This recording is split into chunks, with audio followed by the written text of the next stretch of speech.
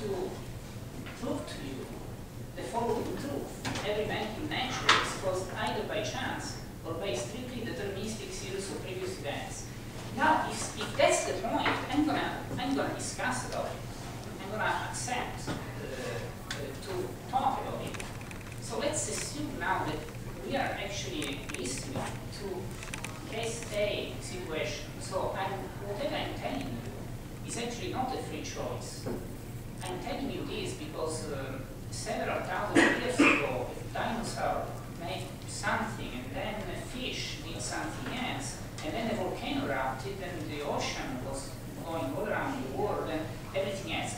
Would you actually think that you're learning something? Would it make sense? I mean, would you wonder about what I'm saying? It wouldn't make any sense at all. You shouldn't even take it as a possible false statement.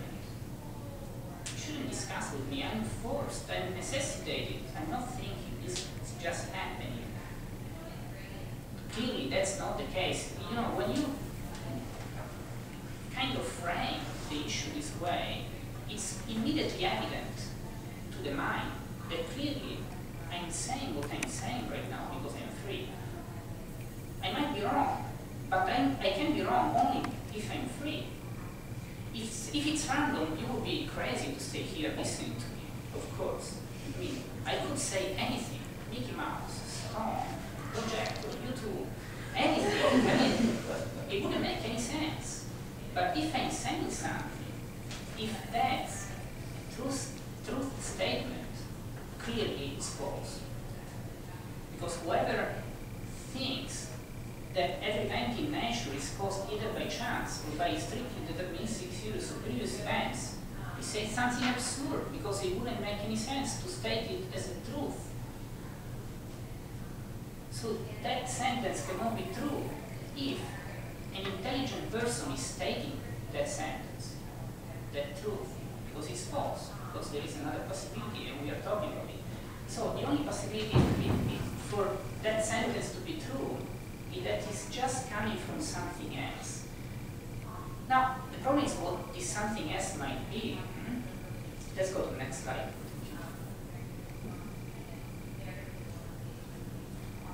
Well, this would be just a summary of what we've been saying.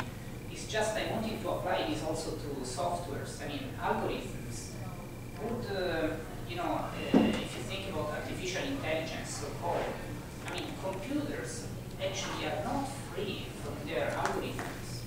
They are programmed in certain ways. Like, for the computer to perform something would be just to follow the mechanical sequence. Is 0, 1, 0, 1, 0, 1, everything, but it necessarily goes that way. That's why we use computers. We don't expect the computer, if we click on PowerPoint, to open a video game. I mean, you cannot do that. I mean, it does have to open PowerPoint if it works, of course. And so freedom is something totally different. Why is that? Let's go to the next slide. Now, let's go back to Socrates. I mean, for whoever here has never heard of Socrates, Socrates, the first major philosopher in history. I mean, some philosophers may disagree with me, but I'm saying it anyway. So, it's one, even though some people wonder whether Socrates existed really, but he's considered definitely the father of moral philosophy. But also, he's the guy who the major philosophers in ancient Greece were looking at as kind of their, father, conceptually, philosophically speaking. I'm talking about Plato and Aristotle. So Socrates had an insight about the human being, which somehow grounded the entire historical discussion about morality, moral philosophy, ethics, whatever you like to call it. So what is it about? He said that man is his soul. Man equals soul, man human being, of course. All classical translations wouldn't but even the catechism wouldn't write human being like just man. I'm sorry about that, but it's not my fault. So it's so why did he say that? world, before him, all philosophy was about so-called naturalistic philosophy, like physics. All philosophers were, and scientists, they were the same guys at that time, they were focusing on our physical world. Everything they could see was physical, and they had this clear insight of the physical world, that everything in the material world is actually necessitated. I mean, the physical world is a slave. It's not free to do anything. I mean, you work on it, you know exactly what might happen if you do something, because the physical world is not free. It's like being in a river that will lead you wherever it wants, but there is no way out. But the human being for Socrates was something totally different, and he couldn't understand the ancient philosophers, the philosopher before him, who were actually focusing just on the world, because the world is necessitated, and the human person, if the human person can judge things for what they are, he needs to be free from this world. It's this judgment we need to focus on. Let's say that you are a leader, and so you build your dams. I mean, you cut the trees, and you do swimming on the river. You put all the pieces of the trees, and this dam slowly, comes out of your world. Now, the striking thing about builders is that they actually build extremely complicated dams, but they don't have a clue about what they're doing. They don't ask why they are cutting the tree in that particular place. We know that because in order to build dams, we needed a lot of history of architecture and engineering. So, and we have any kind of books or drawing of buildings or anything in our history. Because any time we do something, we wonder why. So if we make the experiment of just holding a tree with a kind of invisible cord, the beaver would try to cut the tree, and then the tree will fall down. The beaver wouldn't stay there days wondering why the tree that should come down is not falling. We would, because whenever we do something, something should happen. If it doesn't happen, we sit down and we say, what the hell is going on here? This must happen. This tree should fall down. Because I studied about it, and the tree should fall down. Why is not falling down? So the beaver would be totally confused. He would probably just go around the tree for a while and then change tree. Because he's doing a lot of very rational activity without thinking. He's not thinking. He's not asking why. Why? Because the beaver is totally slave of the necessity of material world. He cannot get out. So Socrates actually thought, how is that possible? That human beings judge things for what they are. We say this is a tree and it should fall down if I fall it. I judge the tree to be a tree. This judgment, just thinking, judging things for what they are, calling them by their names, it's an extremely sophisticated action that only human beings can do in this world. And Socrates thought that in order to do that, we should be totally free from this world. We cannot be part of something material, because everything material will just follow a kind of deterministic series of events. It would be like a stone hitting another stone. But in order to judge the world, we need something in ourselves which is not part of the world. So he thought that that part should be something different than matter. So he called it soul. And since this is what we probably are, people who are able to judge things for what they are, they give names to things. When we give a name, we distinguish something from everything else. That's why Adam in the Garden of Eden was so smart when he was giving names. Have you ever wondered about it? Why he was so smart when he was giving names to things? What does that mean? It means that Adam could see differences among all things, and so he could give different names. So this is a beaver, this is a lion, this is a tree. I'm not confused. I see the differences, and I give a name to every difference. And I judge things for what they are. So Socrates, of course, thought that such a being would be a totally different being, like God. It should be spiritual. It should be able to look at the world from the outside, being totally transparent to the world. The computer cannot do that. The computer can just work with algorithms.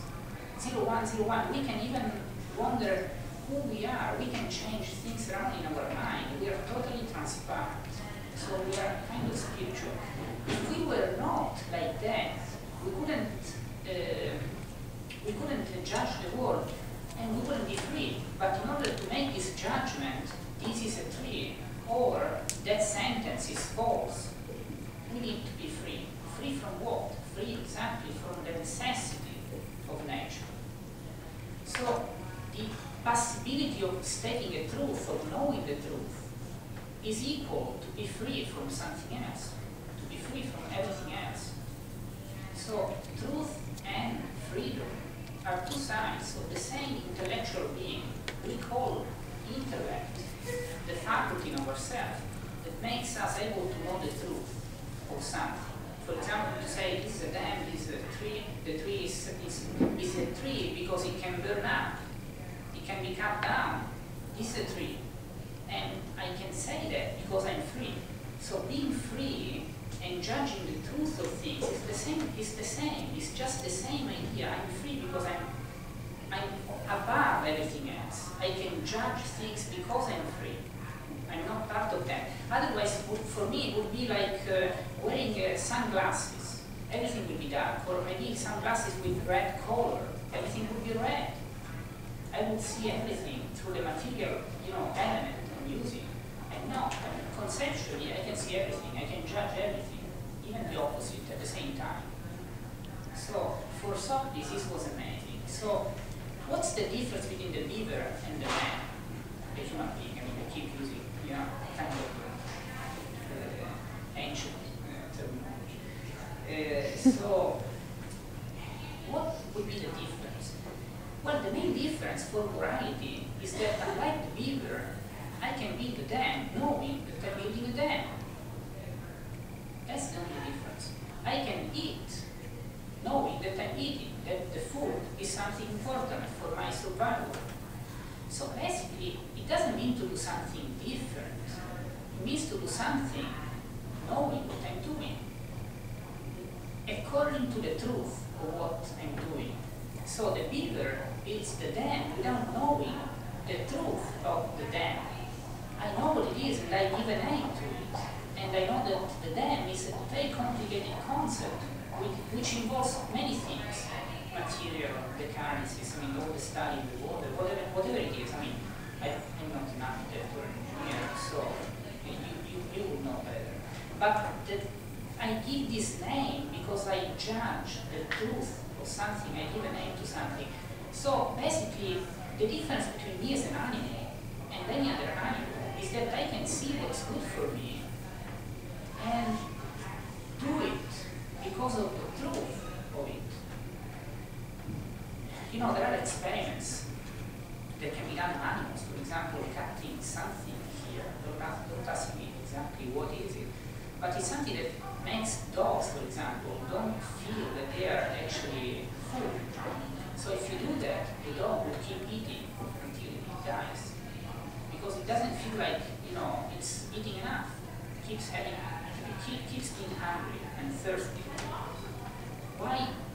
We don't know that. We wouldn't do that.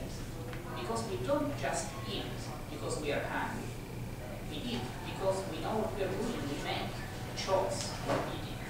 So there are two different levels of actions in us. One is just at the same animal level, which we are doing something because we feel like it. Let's make it simpler this way. The other one is when I judge what the truth of what I'm doing. I'm eating because eating helps me in these particular ways. If I eat too much, I'm hurting myself. So whether I feel like it or not, I'm going to stop eating at a certain point. So that's the main difference. So for Socrates, we would be like God, because we are the only beings in this world who can actually act, not according to kind of blind